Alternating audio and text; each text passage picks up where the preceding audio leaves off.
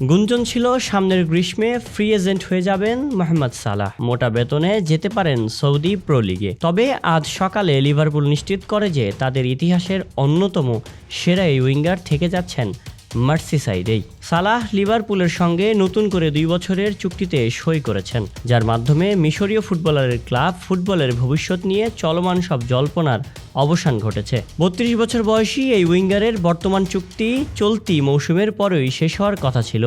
নতুন চুক্তির ঘোষণা আসার পর নিশ্চিত হয়েছে সালাহ অন্তত 2026-27 মৌসুম পর্যন্ত অ্যানফিল্ডেই থাকছেন। সালাহ লিভারপুলের সঙ্গে নতুন চুক্তি করে বলেন তিনি দলকে আরও শিরোপা জেতাতে চান।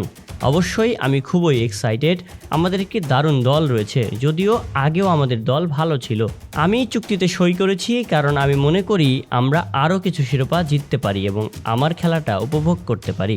2017 সালে রোমা থেকে যোগ দেওয়ার পর থেকে সালাহ লিভারপুলের জার্সিতে খেলছেন, আর এই সময়টাই তার ক্যারিয়ারের সবচেয়ে সফল অধ্যায়। সালাহ বলেন, আমি এখানে 8 বছর খেলেছি, আশা করি এটা 10-এ পরিণত হবে।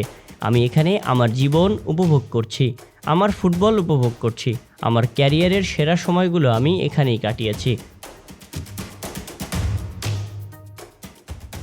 সব প্রতিযোগিতা মিলিয়ে লিভারপুলের হয়ে 393 ম্যাচে সালাহ করেছেন 243 গোল এবং 109টি অ্যাসিস্ট। চলতি মৌসুমটি তার লিভারপুলের সেরা সময়, যেখানে এখন পর্যন্ত তিনি 45 ম্যাচে করেছেন 32 গোল ও 21 অ্যাসিস্ট।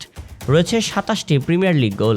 লিভারপুলে সালাহ এরই মধ্যে জিতেছেন premier league, champions league, FA cup, 2টি EFL কাপ এবং ক্লাব বিশ্বকাপ।